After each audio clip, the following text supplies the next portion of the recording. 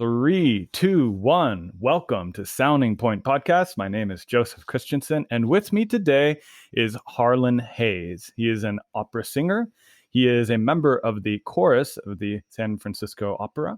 He is on the voice faculty of the San Francisco Boys Chorus, and he is an avid outdoorsman, backpacker, skier, and he is my classmate and friend from San Francisco Conservatory of Music.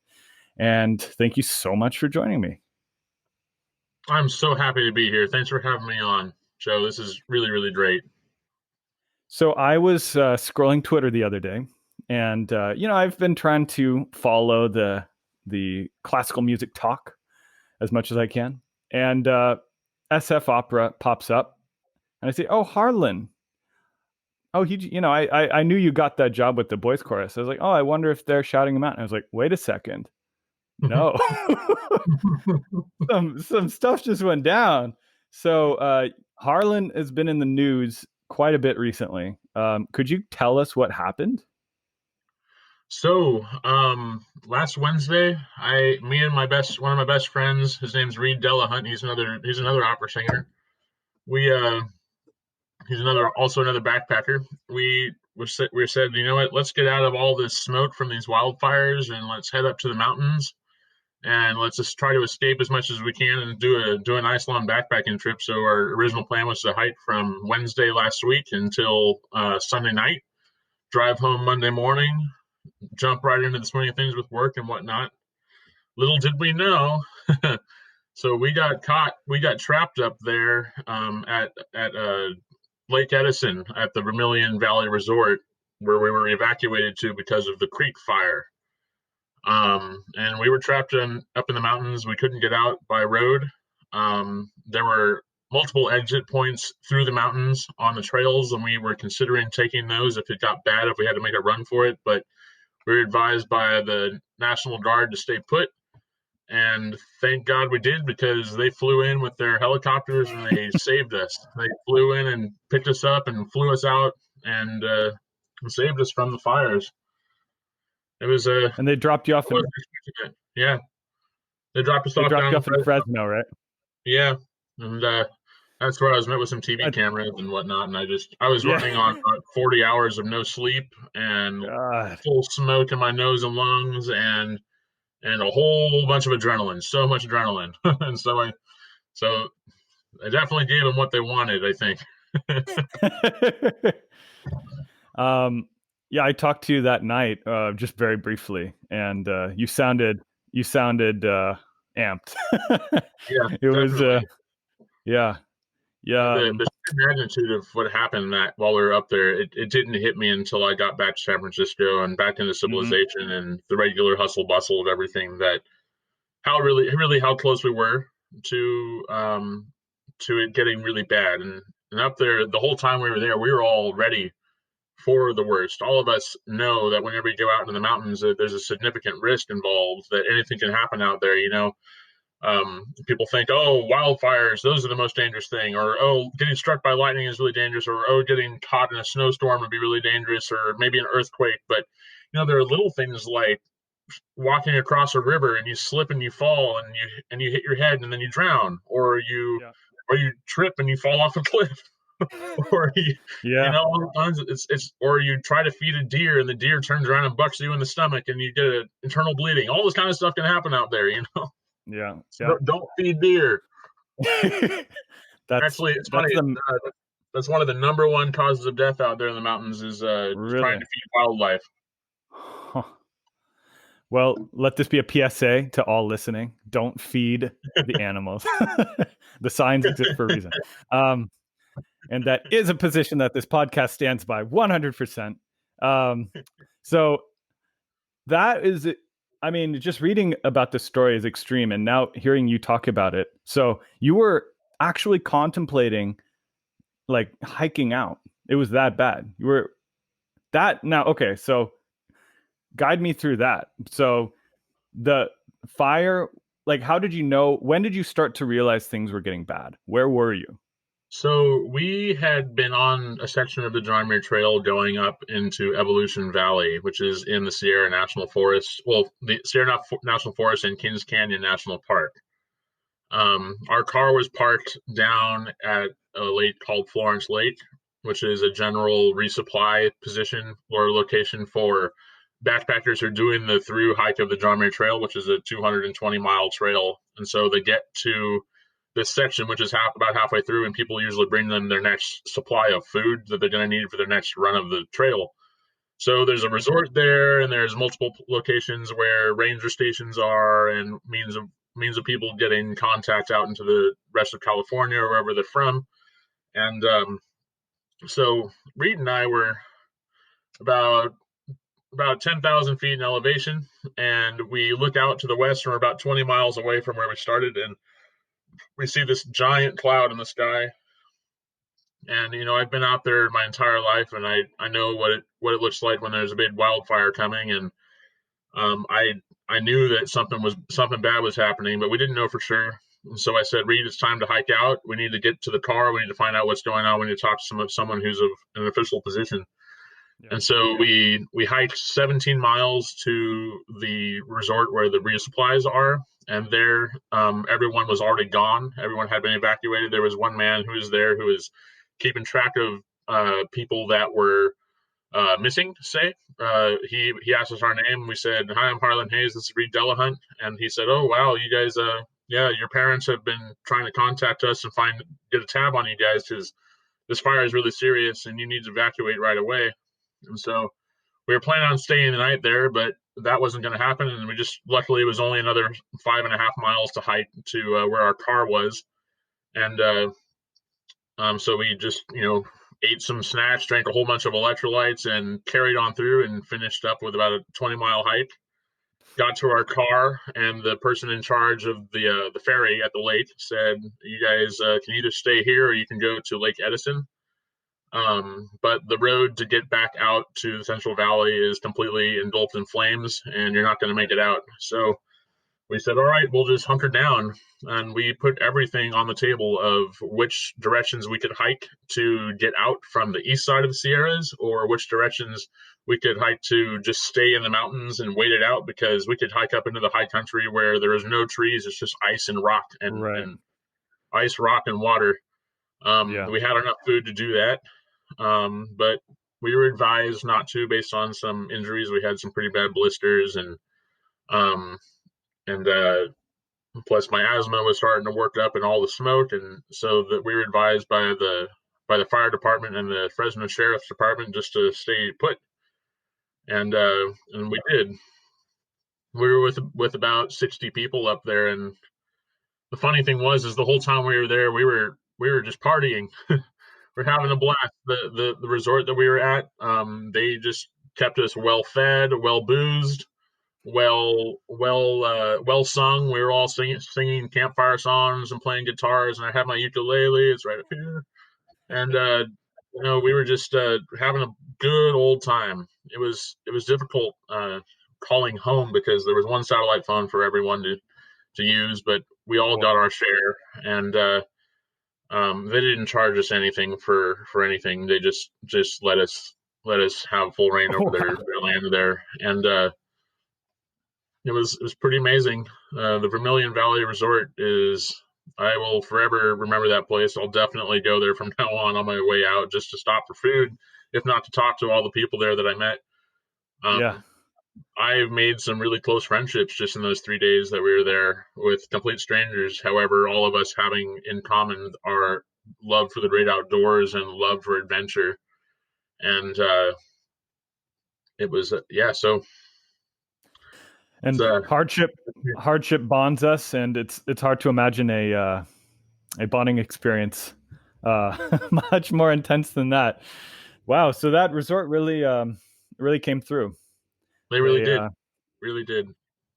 And so you were at the point of deciding either to hike out up into the up above the tree line, which, as you pointed out, even if you make it up there, the respiratory like it would you might be surrounded by smoke for who knows how long. Right, exactly. That was just it, is that we didn't know what the smoke was going to be like. Luckily during COVID times, we all had brought masks and buffs with us just in Right. case. So we Yep. were well supplied in that way. Um, it would have just the shortest hike out would have been 20 miles. However, it would have been about a 4 to 5,000 foot elevation gain. So we would have Oh my God. gone up to about 12,500 feet at the highest, and then dropped Yeah. down into the desert on the other side. Mm-hmm. Um, so it would have been a marathon for sure, especially with the air quality.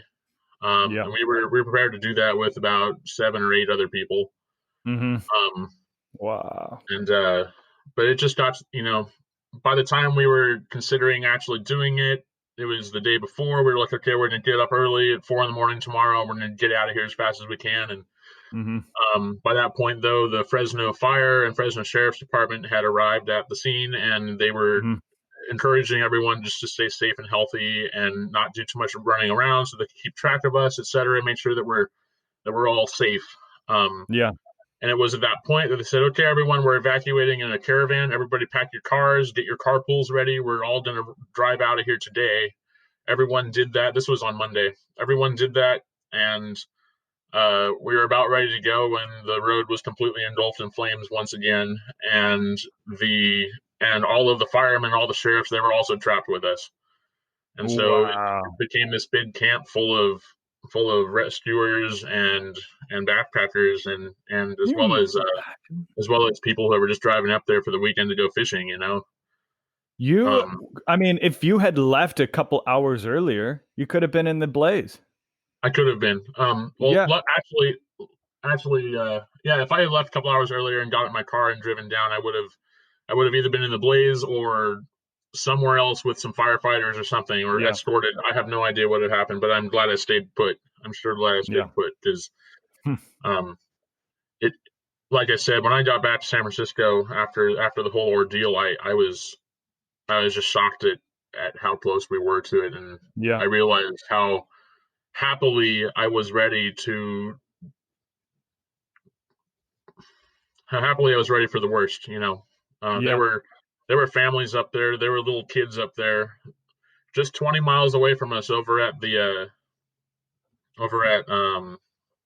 can't remember there's a pool. It's called the I can't remember what it's called.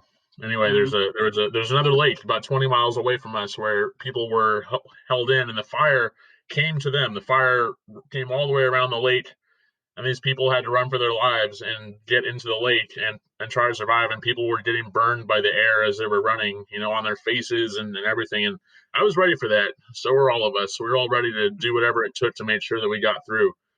Yeah. Like I said, there's always a risk up there. There's always the chance that something really bad could happen, but it's part of why I go up there. It's not the whole reason why, Yeah. of course, but that aspect of adventure is it's really hard not to feel the call. Yeah, I mean it was in comparison minor, but over Labor Day weekend I went body surfing, and I used to go surfing a lot, and Good for you. and That's awesome. I but do a it lot of that. Oh, oh awesome. We should go do that too. we totally um should. That's yeah, very man. But yeah. anytime you get in the ocean, not so much body surfing, but sure, anytime you get in the ocean, you put yourself at the mercy of nature, and chances are everything will be fine, and I suppose in civilized society, whatever you call that, civilized society, urban people gathering together, modern conveniences being largely available, um there's an illusion of control that we have over our environment, which is, I think, very much an illusion, but that certainly goes away to a great degree when you go into nature. And chances are everything will be fine, but you open yourself to that kind of almost fate, how nature is this grand, serene, majestic thing that unfortunately doesn't care about you at all. It's So the only place in the world where true chaos exists, but true chaos that is absolutely beautiful. And it's when you look at it, it seems like it's all perfect and it's all the way it's supposed to be, but it's just constant chaos Mm-hmm. that just creates the purest beauty in the world, in my opinion. And it's not. It's like, we there's humanity has this sort of odd relationship with nature in that we've for thousands of years been doing our best to separate ourselves from the dangers of nature and to advance our own technology, advance our own coping mechanisms to deal with it. But it's when you go into nature like that, that's totally untrammeled, and you're going into where there's no pavement, there are barely any trails, there's, you know, far, far away from where cars or roads have ever been made. So it's about as close as you can possibly get to pure nature. And that is when you see what the world was, what Yeah, largely still is, except for isolated areas that we've taken over for now. And you get to see, oh yeah, we're these tiny little creatures who like to separate ourselves from nature, who think right. we can, but can we really? Mm-mm. Especially those of us who are called to get out into it, though. Yeah. Yeah, it was nuts. So this would have been Monday night. Another camp from another refugee camp. Were all escorted to our location. So we were because our location had a dried lake bed where helicopters could possibly land if they needed to get us. And so they all were brought over there, and we all put them up for the night and went to bed. And no one really sleeps out there in the smoke. But anyway, so I woke up at about 2 in the morning, and um, the whole camp was silent. The trees were there's this energy in the wilderness of fight or flight. Everything was ready. Yeah. Everything was ready for Yeah. something. The birds were gone. The animals were all hunkered down. The Mm, the the bugs were gone. I have no idea what happened to the larger mammals. They're all gone somewhere. It was just yeah. completely dead silent, and the smoke Yeah. was so thick. And this is just ash blowing through like snowflakes, and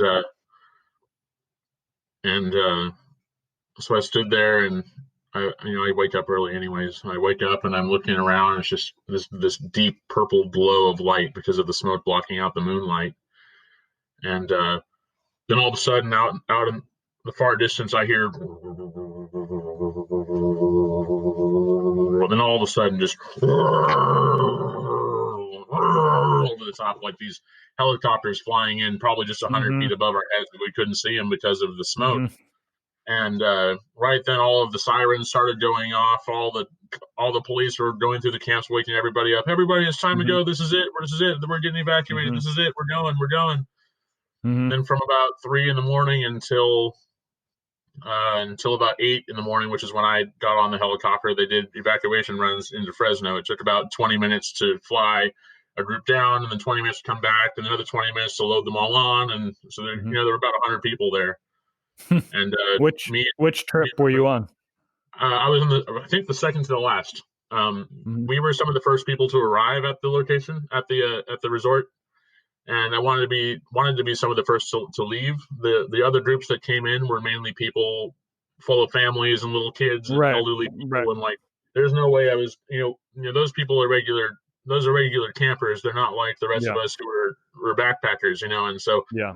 we wanted to make sure that they got out. The campers and the general public that don't know the land are the ones that get hurt easier, and so Mm-hmm.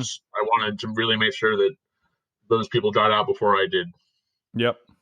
You Good. know, so it was Well done. yeah, When it you're was in crazy.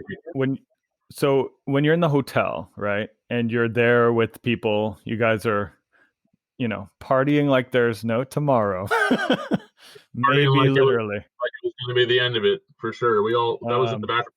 Yeah, and it wasn't a hotel, by the way. It was we were just camping. It was just camping right. out around this I this see. place that happened to have a bar with a grill on it. So you're outside. Yeah, we're outside. Yeah. Yeah. Um, what did that feel like? And I mean, I guess I would say for myself, I'm fortunate in that I've never been in a situation where I had to make peace with possibly not making it out of there. But from your description, there was obviously fear, but there's also something freeing about it. Maybe. Um, I don't know what it is about my personality. Could be that I have ADHD. That I need the constant stimulation of something, and that nature, well, actually, in society, things are so ordered, and if you don't fit into that particular order that's programmed in, like you don't really make it in society. But out in nature, there's just so much chaos constantly that I feel like I'm in control of myself and my thoughts and what I want to do with my life and others around me. And so out there, I feel totally fine. I'd imagine if I were in a city during a catastrophe, it'd be different. But out in the woods, if there's a catastrophe and it so happens to be that during that catastrophe I may not make it, I'd be okay with that. I'm I've spent my entire life up there in the mountains backpacking. I know over thousands of miles of trails out in the Sierras, and you know, I've witnessed people die out there. It's no joke. It's a real place, real wilderness. And so I knew what the risk was, and but there was nothing I could do about it at that point. There's no getting scared, no getting worried, nothing like that. I just would call my loved ones when I could. When I was able to get a window in to call them, I tell them how much I love them and how much I wish I could have been with them, but that's all I could have done. And anything further than that would have made it worse for me, and for others around me for that reason. And I wanted to make sure that I also have a big personality, and I try to love as many people as I possibly can. And so the whole time I was there, I had my uke and I was walking around singing to people, making sure they're okay, getting to know everyone as much as I could, so that in case it were to get really bad, I would know something good about this person, something bad about this person, something, uh, so I knew the water I was swimming in, basically. You know, it was tough. It was really tough. During it though, it was like the easiest thing. It was easier. It was even easier than walking on stage and singing. Mm-hmm. I guess there was Yeah. nothing else to do. No, nothing else. We all of us were dreaming of what it would be like to hike out. We're Yeah. mentally placing, okay, I'm going to get to this location in 10 miles. I'm going to stop there. I'm going to eat. I'm going to fill up my water. And I'm going to continue on for another 5, maybe take a little rest. And then, like, et cetera, et cetera, building the mental picture of the journey ahead. Yeah. Because even the firefighters and the sheriffs didn't know if we were going to get helicoptered out or if they were going to make us wait. The night before we were evacuated, the Cal Fire was and the Fresno fire departments were ordering the National Guard not to land out there, not to come get us because it was so dangerous. This is the biggest fire that anyone had seen ever. I was with a firefighter who'd been fighting fires for 30 years there. He was probably in his 60s or 70s, and he said, "He's like, this is it. This is the fire that we've all of our careers have all built up for this fire. This is it. This is the biggest one." And so we didn't know whether we were going to get out or not. And the National Guard said, "You know what? We're going to go in. We're going to get them out. We're going to try everything we can possibly do to get these people out of there." And they flew in with their Black Hawk helicopters and their night vision goggles and everything to make sure that we were saved. I'm just eternally grateful for those people. They're absolutely amazing. Absolutely amazing Incredible. people. Incredible. Yeah.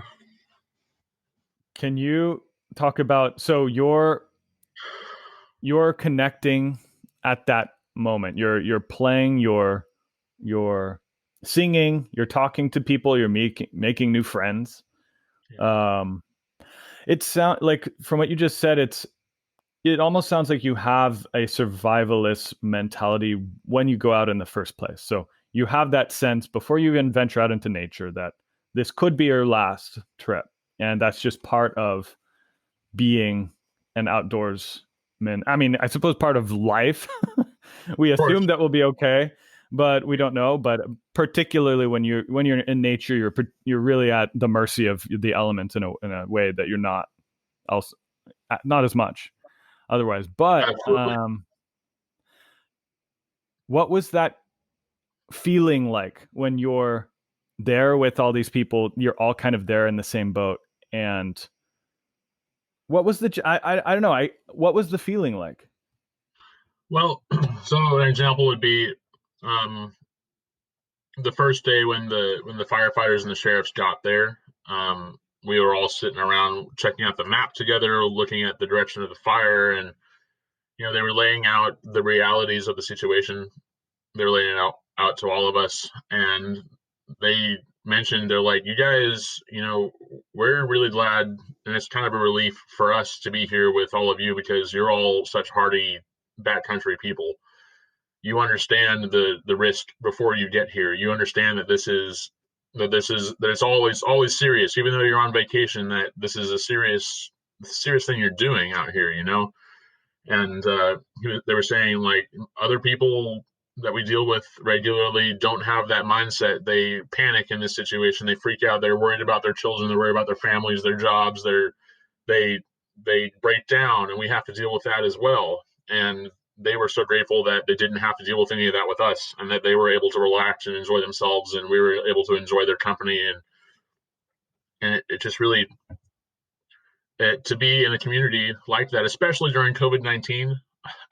I hadn't been around people for 7 months, and then to be up there for 3 days with people working together with this little tiny piece of land on this lake Mm-hmm. that was all dried out, to chopping firewood, uh, bringing, making sure the camp was running smoothly. Everyone was cooking for each other, and at that point, we all had to decide: okay, is COVID-19 something we're going to worry about right now, or is making sure we get out of here alive the priority? And so we just threw all instances of social distancing out the window, and Yeah. we decided to take that chance and take that risk. It was easy to, because all of us had already been in the backcountry for weeks, and none of us were sick. And so we assumed that none of us were sick. Like, I even went and got a COVID test as soon as I got back to San Francisco. It came back negative last night, so I think we were right. um, yeah, and so that sense of community is something I've been missing and yearning for a long time now. And at the opera, I am there in this huge community. The chorus is sometimes 60 or 70 people, and depending on the show we're doing, and we all have opera singing in common, and we all have our little things in common. We all work together to produce this amazing spectacle for the audience to witness, right? Um, and then being stuck inside during COVID and just teaching voice lessons online, was like the closest thing I could have to fitting in somewhere. Aside from with my wonderful fiance Emily, she's just the greatest thing that's ever happened to me. She and I, we were supposed to get married this year in July, and we had to cancel it because of COVID. Wow. And yeah, it was a lot. Um, And so being able to be up there with those people was just, I think that's another reason why it felt so easy and natural to be Mm-hmm. there and doing what we were doing, was because we were also deprived of that community Yeah. feeling. And then just getting to volunteer. Okay, I didn't do this, but like people were saying, I'm gonna cook for all of you for the week, and then all of us going in there and doing recommendations on food to eat, and working together, and just sitting around the tables, laughing and drinking and eating and singing and talking about various wilderness trips and expeditions we'd all been on, and other emergency situations we were all in, and all that kind of stuff. It's pretty amazing. I'll never forget it. And i hope Did i hope that I'll have that community again someday. We became really close friends. Sorry to interrupt you. Go ahead. Oh, no. I mean, that's the it's the online interview thing. Man, no. I was going to ask, did it give you a different context for music, Sometimes I like even when I'm reading, I've brought it up before, when I'm reading a biography of whatever, a composer back from the day, Franz Liszt or one of these guys, and they talk about sort of their chamber music gatherings and like the groups of intimate friends who would come together, in the salon, and they would hear New Lieder by Schubert and, you know, whoever it was. There was like this incredible sense of community, this sense of intimacy that's part and parcel of certain traditions of music. I think it probably with all traditions of music, because music is connected with dance. Music is connected with singing. It's ways of communities to share things with each other. And, you know, as we are out here in COVID-19 time, we're all interacting over the screen, and it seems very disconnected on a personal level what Mm-hmm. musicians are doing, right? Right. It seems to me that this is almost going back to this really fundamental connection of music to storytelling and sharing a community and sharing like good times and bad, right? So I don't know, did it give you a different appreciation of music? Well, um, I see what you're saying for sure. So say here when I'm teaching my voice lessons out of my house, I open up my windows because maybe I like people to hear me singing outside, and but it's true, like I'll be singing in these lessons, and like people will come outside. I'll hear people like murmuring, "Hey, there's that guy singing again," or "Hey, oh hey, do you guys know there's an opera singer here? He's always singing. You guys here? You should walk by. You should listen sometime." Blah blah blah.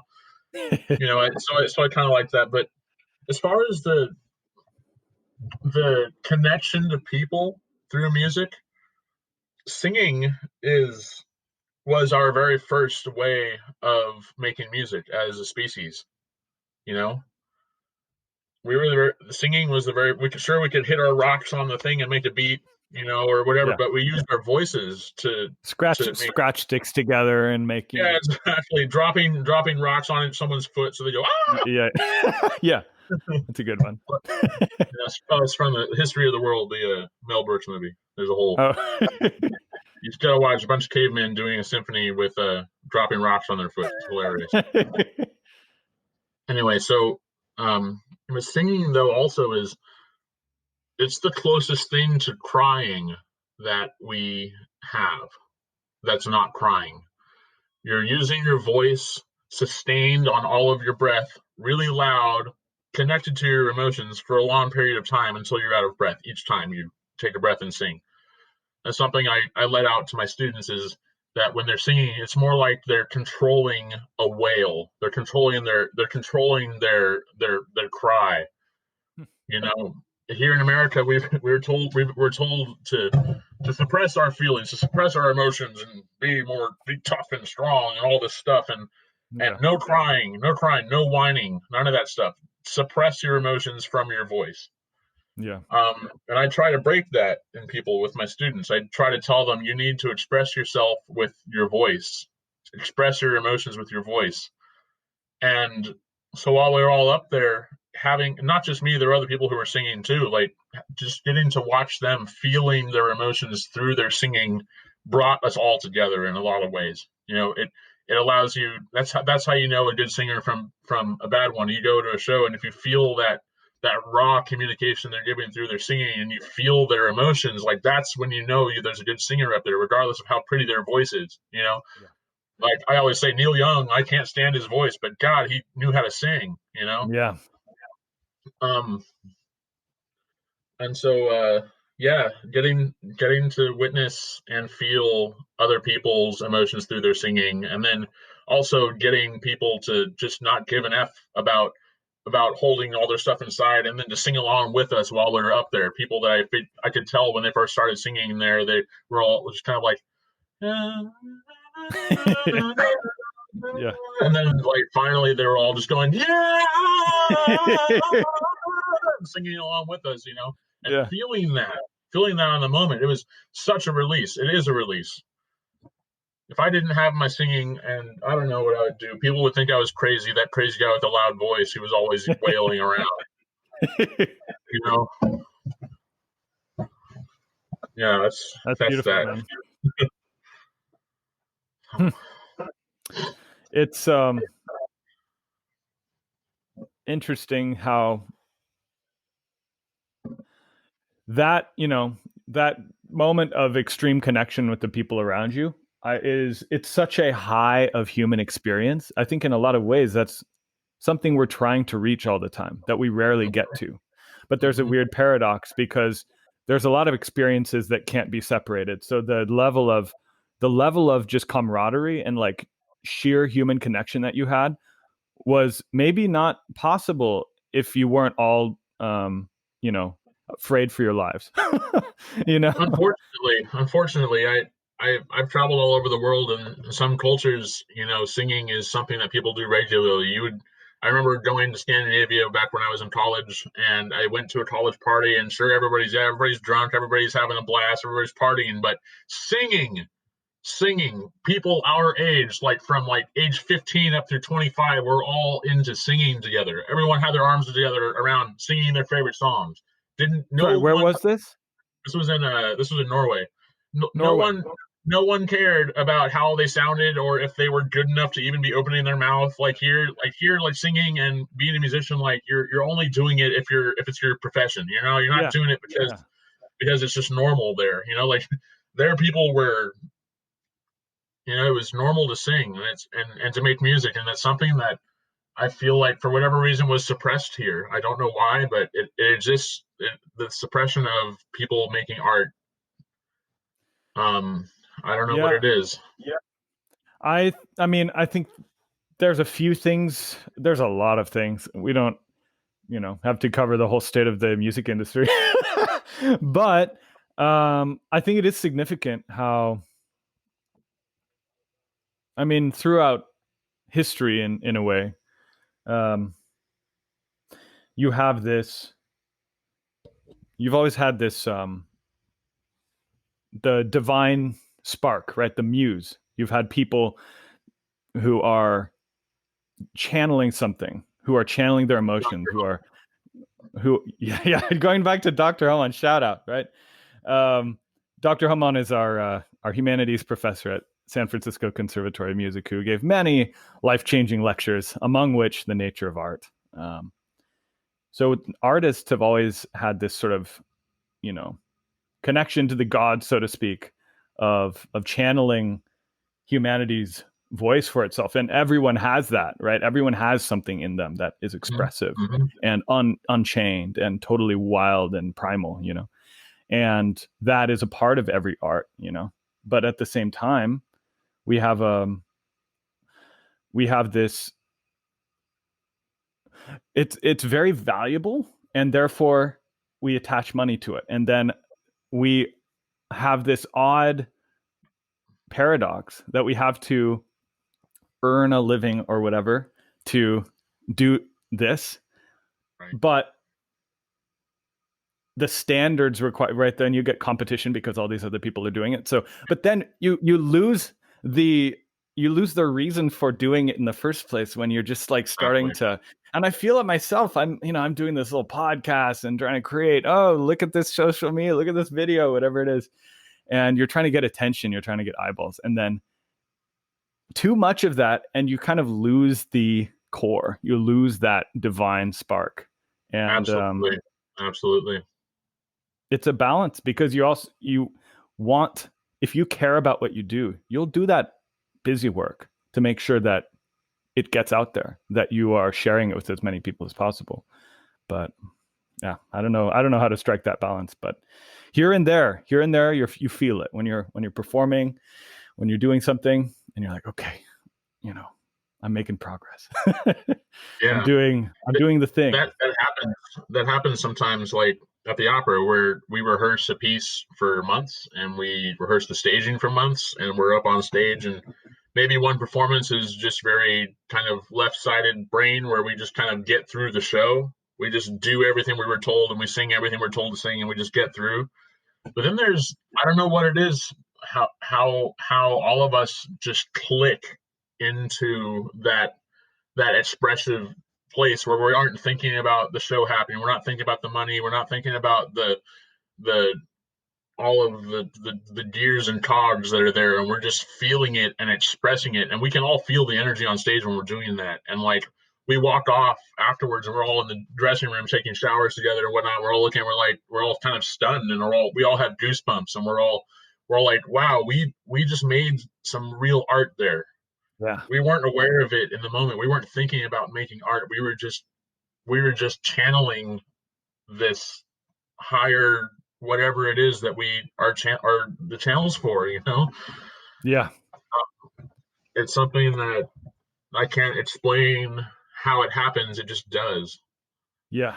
I was getting goosebumps while you're saying that because I was thinking of the times that that's happened for me when whether it's a string quartet performance um, or even a recital or wherever it is that you're playing, and all of a sudden you realize you're with the audience, you're all going somewhere, and Right. no one's in control of it anymore. It's like Hmm. this weird thing takes hold of everyone. It's almost this mass hypnosis or whatever, Yes. and Yes. when you kind of realize you're in it, you're riding the wave, and it's just like, yeah, there's no more satisfying feeling. So I think that, you know, this is something going back to something that Professor Homan taught us, um, about how musicians are the ones that are performing on stage. They aren't connected to the music as much as the audience is, because the audience is taking, they're going in from their regular lives and they go and they witness this thing for the first time. And I think that's true to a certain degree, but I also believe that, just like what we were talking about here, that there are those instances where even us, we're not aware anymore of all of the work that went into putting this performance on. We're not aware of the cogs. You know, we're not aware of how this is put together to make this art. We just become the art, yeah. and we just channel it out. You know, and it's a and at that moment we're like, we're, like you said, we're the audience as well. Like, we're just kind of in Hmm. awe of what just happened, and we Hmm. ask that question: "What the heck just happened on stage just now?" Like, Yeah. did you feel that? Yeah, man, I felt that. Oh yeah, that was amazing. You know, I hope the Yeah. audience liked it because I wasn't paying attention. You know, Yeah, exactly. I've heard and it's at those moments where the audience is like, "Wow, that was the most amazing show," or "Wow, that hmm music was just absolutely stunning. It touched my soul." hmm You know, yeah, you're as a professional, and we're very blessed to be able to have this as a profession. But my teacher Nina, or not Nina, what am I talking about? Bettina Musamelli, shout out to my old violin teacher. She would tell us at studio class essentially the a hard truth, but it is true. In order to create the conditions for something like that happening, which you're not in control of it happening or not, mhm. you're in doing a performance, you're allowing the conditions for inspiration to occur, and you hope they do. Right, It right, has to right. be the right mix of performance and audience and energy and everything. But her point was, in a way, the performer, you're not going there to feel something. If you do your job right, the audience will feel something. But you might be sick, you might be having a bad day, you might have just broken up with someone, Yeah.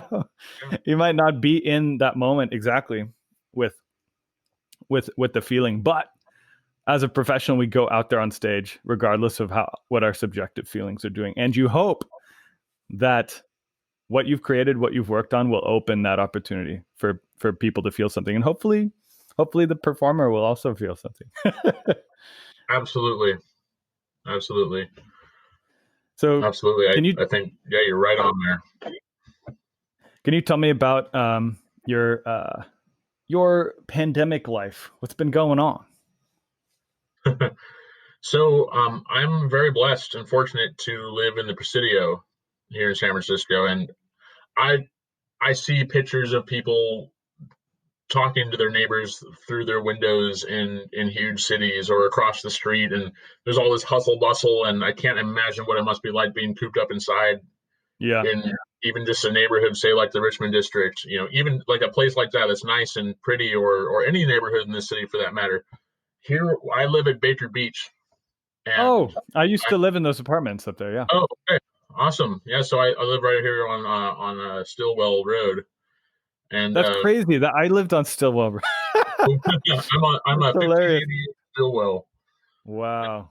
and so yeah, to be able to have access to Marin, just a 20-minute walk to the bridge, and then another 10-minute walk Hmm. across the bridge, and I can walk to Canada from there if I want, or if I, Yeah. just getting out. I'm an open water swimmer, and I'm a boogie boarder and body surfer, and um, I go down to China Beach and I swim to Land's End and I swim back. I constantly get to have this immersion in nature, which is something I need in my life. And same with my fiance Emily. Like neither of us think that we'd be able to make it in a city. Yeah. We would have to live outside of a city in the nature on a piece of land. You know, building a cob house. We want to have a cob house, a house made out of mud.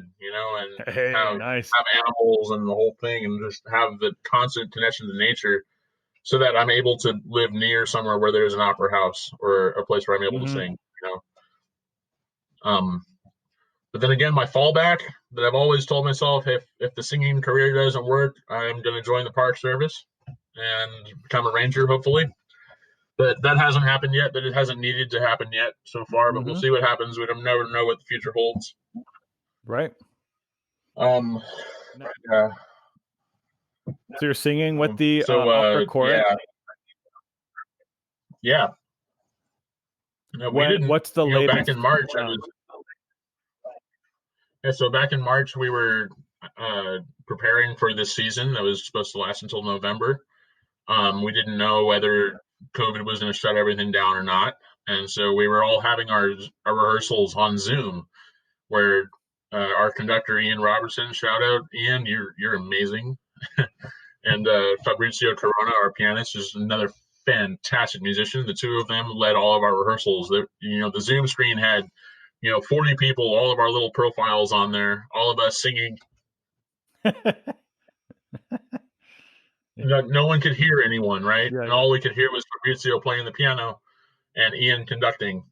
That's And cool. for them, it was really difficult because Ian can't hear he can't hear his chorus, he can't make adjustments, he can't blend this Hmm. voice with this voice, all et cetera, all that stuff that needs to happen for the performance to Hmm. go well.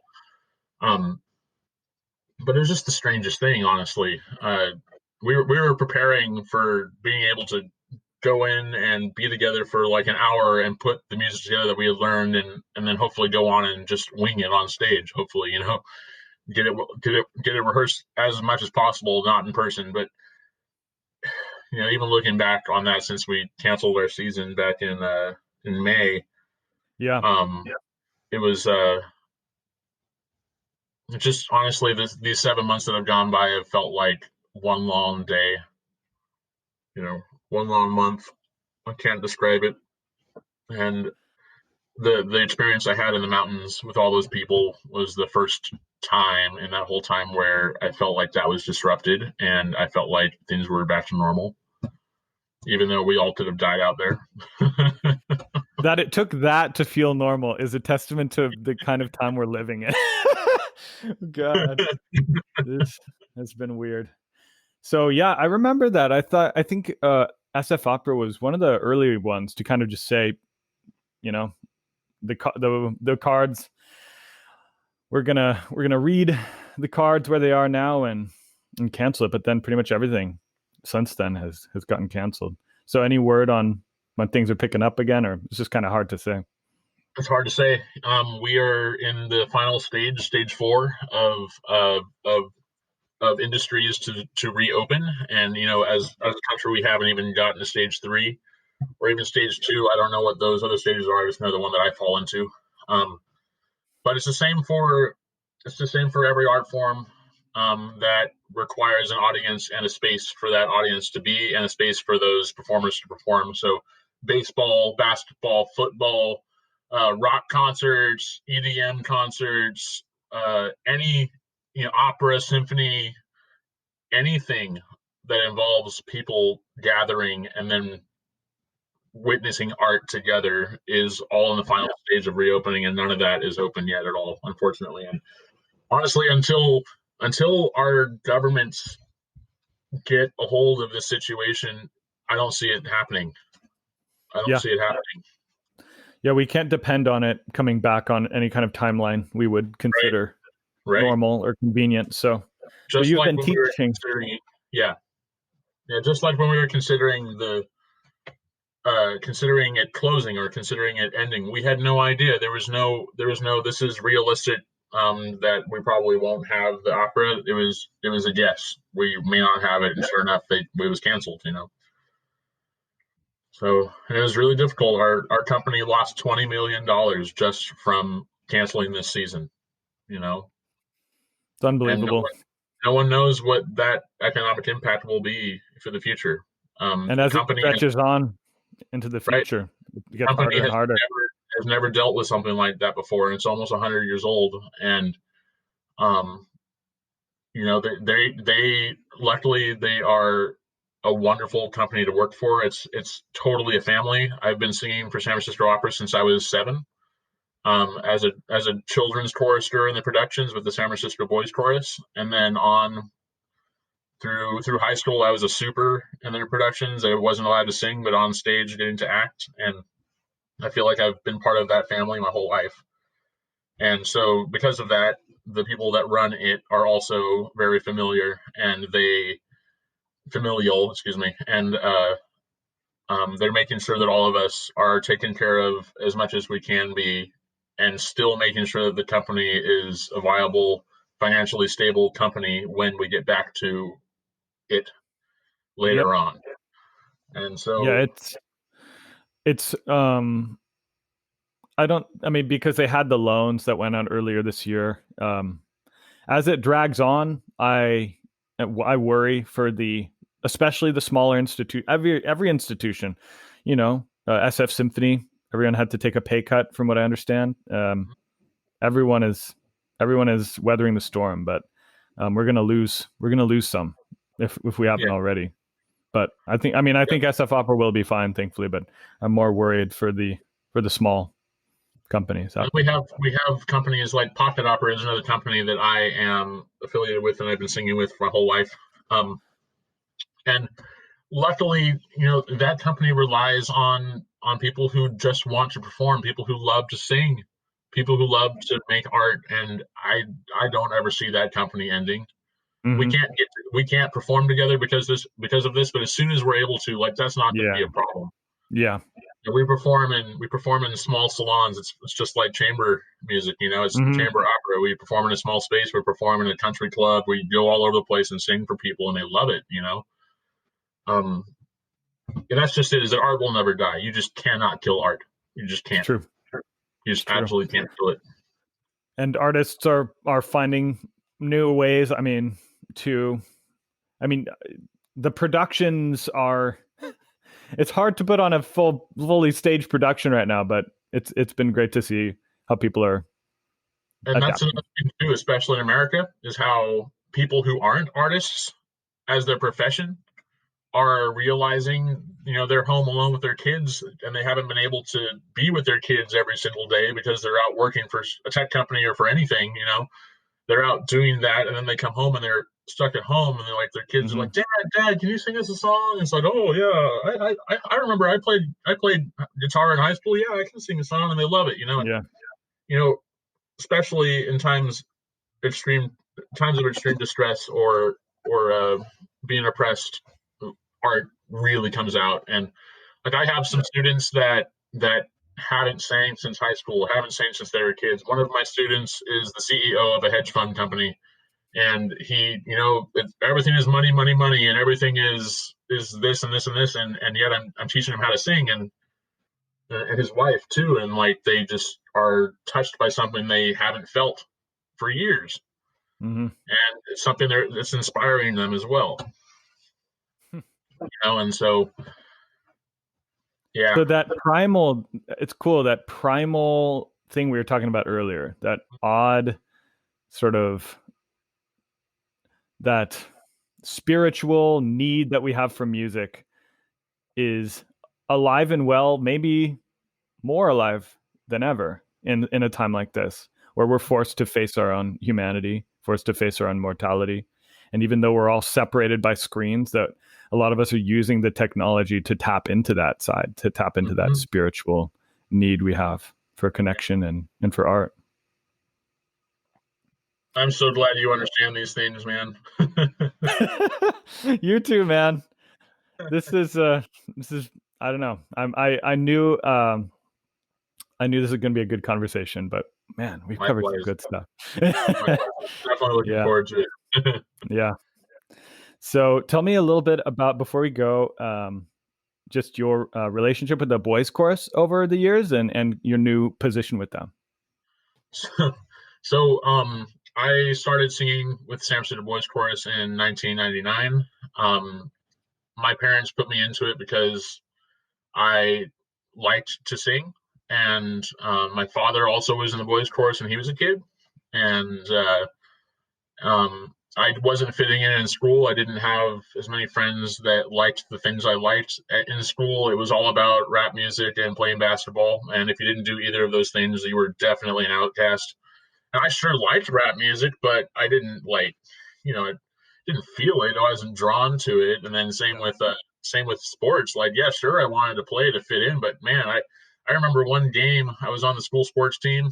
Uh, it was my first basketball game. I was in third grade, and I got the ball, and I was shocked that I got the ball, and I was shocked that I was running down the court, dribbling it. I couldn't believe I was dribbling it down the court. I can't believe the basket was wide open. I shot, the ball went in. I was so happy to make a basket and realized that it was halftime and we had switched sides of the court. I had no idea. I had That's no clue great. Yeah, that's how the game was played. No one taught me how to play it. Everyone yeah, just yeah. assumed that everyone knew how to play. Uh-huh. Of course, how do you survive socially after that? You don't. That's But I had great. boys chorus. I had boys At chorus. least you. I had friends. I had people that were into the things that I was into. We all were nerds. We were Mhm. all kids that loved to sing and get up there in front of people and put on a show. And so I was in the boys chorus my whole life, and I still am affiliated with them until I was, until recently, where they've hired me on as part of their faculty. I was heavily involved in their in their summer camps as a camp counselor and as a chaperone for their international tours. The company has taken me all over the world over the years. I've been everywhere, except for Antarctica and South America are like the two places I haven't been. After uh, COVID. After COVID. yeah, after COVID, and so and then our director Ian Robertson, who's also the director of the San Francisco Opera Chorus, um, he retired, and our colleague and friend Eric Choate was given the position. Shout out to Wow. Eric Choate. You're Shout awesome. out. I'm so proud and happy to have you as my boss and my friend and my colleague. And you're gonna do wonderful things with this group. Um, uh, to be hired by him and to be brought on as a faculty member is something I've always wanted my whole life. Um, and now I hopefully get to make a difference and give everything that I was given by the chorus to these kids back. It's Hmm. really important to me. That's beautiful. That's so cool. I mean, yeah, I mean, I had a probably similar situation with my youth symphony growing up, but the fact that you get to have that sort of unbroken history with them, and now give back to the same organization, and a new generation, the same kind of upbringing that you got, is really cool. I want to make sure that those kids feel like they don't have to hide behind society, that they're able to be themselves and express themselves the way they need to and the way they want to, and to not be afraid of that, and to let that grow. I want to nurture that for sure. Amen. You know what I was going to say about your basketball? That at least you got the basket. I know, right? You know, because I would have done that same thing, gone to the wrong side, but then missed. And that's just sad. No, it was sheer luck that it went in. It was sheer luck. But I got as close as I could. I got down right below the basket and just kind of I was always tall, so I just kind of put it up there yep, and it went yep. in. Man, that's cool. No, I think we all are drawn to music by some combination of events. If we found our people growing up, the people who are in common, with us, have something in common with us, were touched by music in some way, like we were describing earlier, and also people who you can have conversations like this with, right? Mm-hmm. Mm-hmm. That makes all the difference. Yeah, man. I sure hope that you and I get together and let's go for a swim in the ocean one of these days. Let's do it. Once the Let's get smoke out is gone. there. Yeah. All right. Yep. Well, it's been an hour. I think Wow. that's good for now. They flew by. It sure did.